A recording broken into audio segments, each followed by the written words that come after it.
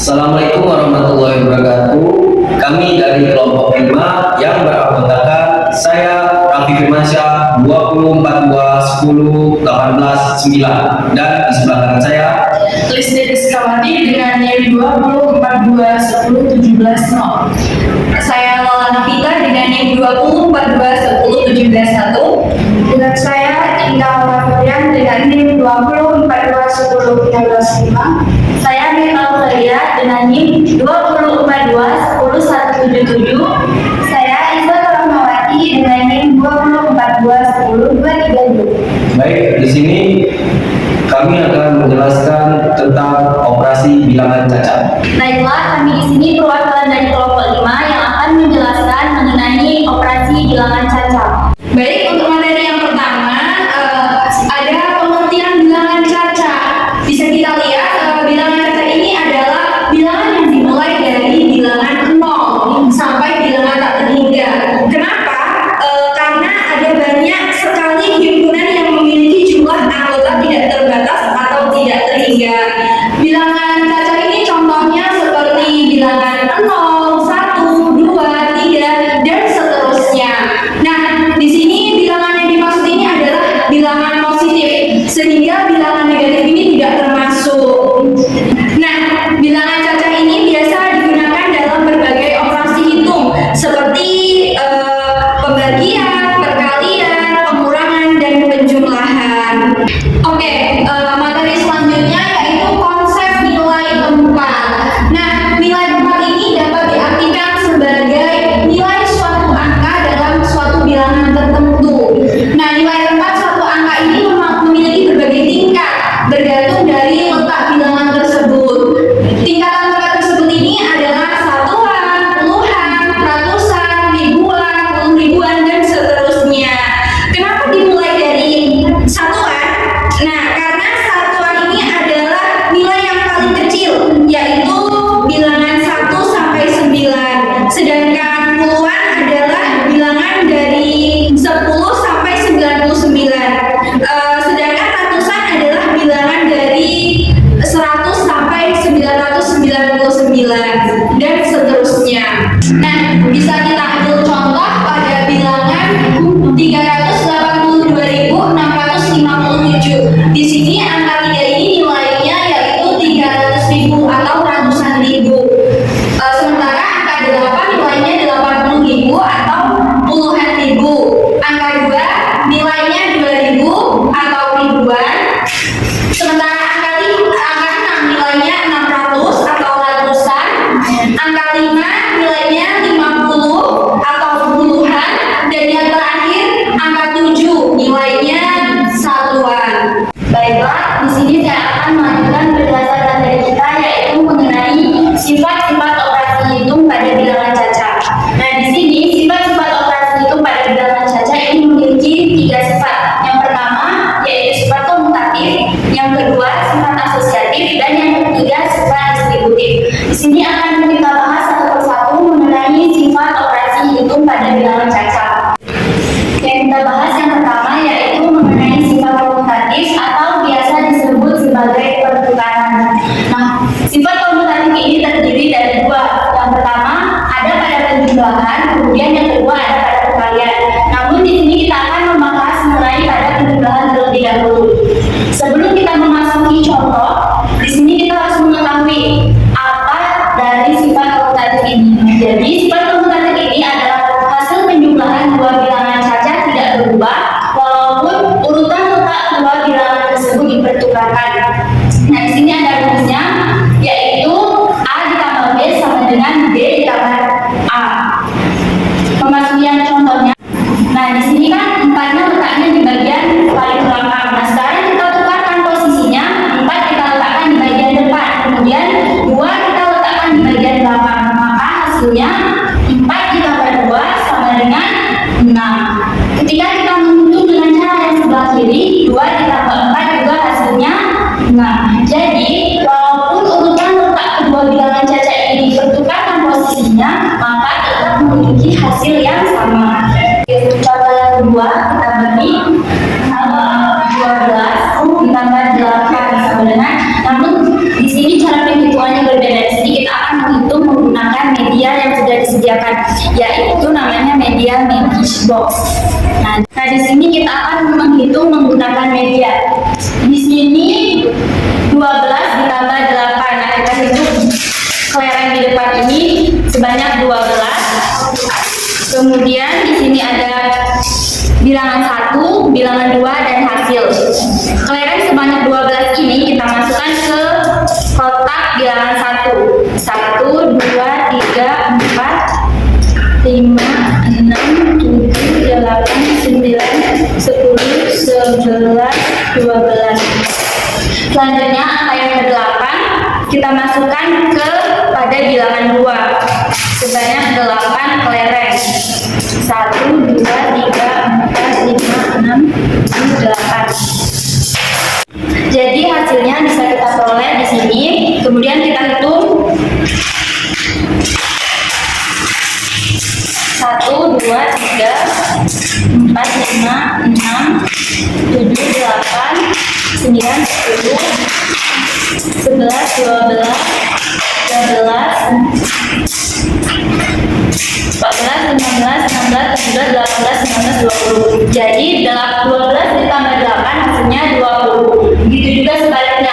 Jika kita hitung dari depan, 8 tambah 12 juga hasilnya tetap 20.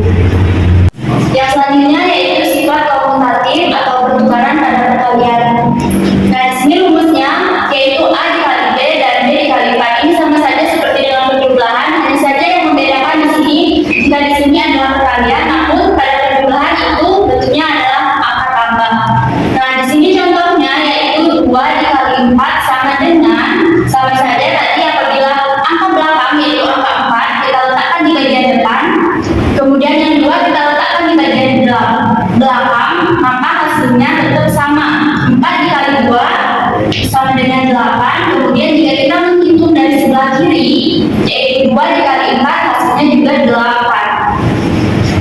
Yang kedua yaitu sifat asosiatif atau biasa disebut sebagai pengelompokan. Nah, dalam sifat asosiatif ini juga terdiri dari dua macam, yaitu sifat asosiatif terhadap perkalian dan sifat asosiatif terhadap penjumlahan. Nah, di sini sifat asosiatif ini adalah hasil penjumlahan 3 buah bilangan cacat tidak berubah meskipun pengelompokannya di sini berbeda. Rumusnya di sini bisa kita lihat, yaitu pengelompokannya di sini A ditambah B dikelompokkan kemudian ditambah C. Selanjutnya contohnya di sini 3 ditambah 4 kemudian ditambah 5. Nah, perhatikan angka yang dikelompokkan di sini. Angka yang dikelompokkan di sini yaitu 3 dan angka 4. Nah, sekarang kita rubah. Yang kita kelompokkan yaitu angka yang di belakangnya yaitu angka 4 dan angka 5. Kita hitung hasilnya 3 ditambah 4 ditambah 5, 9 sama dengan hasilnya 9 ditambah 3 sama dengan 12. Kita hitung menggunakan cara yang sebelah kiri. 3 ditambah 4 yaitu 7, kemudian ditambah 5 hasilnya juga tetap 12. Jadi walaupun urutan letak hurufnya itu berbeda, maka tetap memiliki hasil yang sama. Selanjutnya yaitu sifat asosiatif atau pengelompokan pada perkalian. Nah, di sini contohnya yaitu 4 dikali 5 dikali 6. Nah, di sini kita perhatikan yang dikelompokkan adalah angka 4 dan angka 5. Sekarang kita rubah yang dikelompokkan angka yang di belakangnya yaitu angka 5 dan angka 6. Kita hitung hasilnya 4 dikali 5 dikali 6 30, maka hasilnya 120. Begitu juga sebaliknya jika kita menghitung dengan cara yang sebelah kiri juga hasilnya tetap 120. Yang selanjutnya sifat yang terakhir yaitu sifat distributif atau biasa disebut dengan penyeberangan. Sifat distributif ini memiliki dua macam. Yang pertama sifat distributif atau penyeberangan perkalian terhadap penjumlahan. Yang kedua sifat distributif atau penyeberangan perkalian terhadap pengurangan. Di sini bisa kita lihat sama-sama contohnya. Apa itu rumusnya? Langsung saja kita memasuki contoh yaitu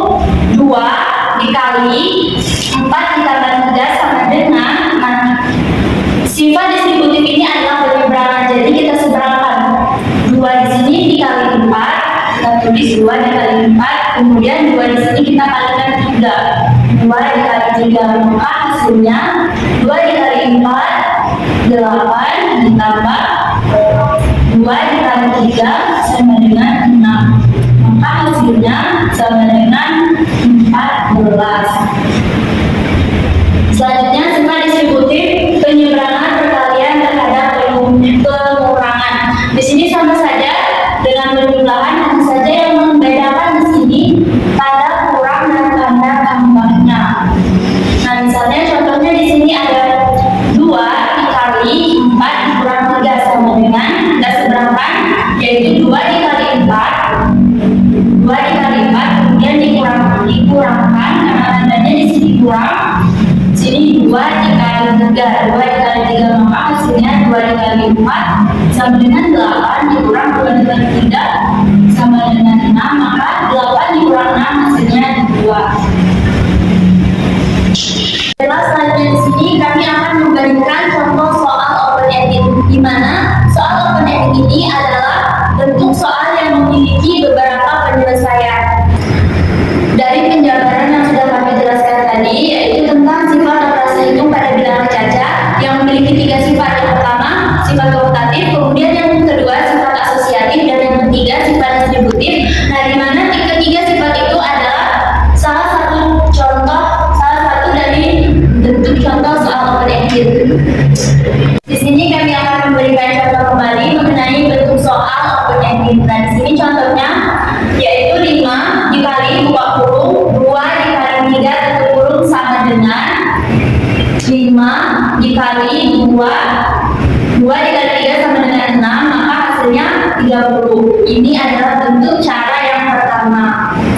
Adapun cara yang kedua yaitu dengan soal yang sama, 5 dikali 20, 2 dikali 3 tutup kurung. Nah, di sini perbedaannya dengan cara yang pertama yaitu bentuk pengelompokannya di sini diubah. Kalau yang di atas tadi bentuk pengelompokannya 2 dikali 3, kalau yang di bawah yang kita kelompokkan angka yang di depan yaitu 5 dikali 2.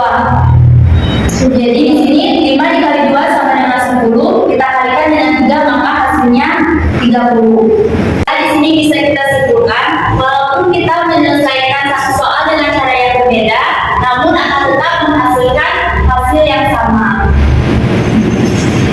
Nah, itu dia pemaparan materi dari kelompok kami, materi operasi bilangan cacat. Mohon maaf bila terdapat kesalahan dalam pemaparan. Kami akhiri. Wassalamualaikum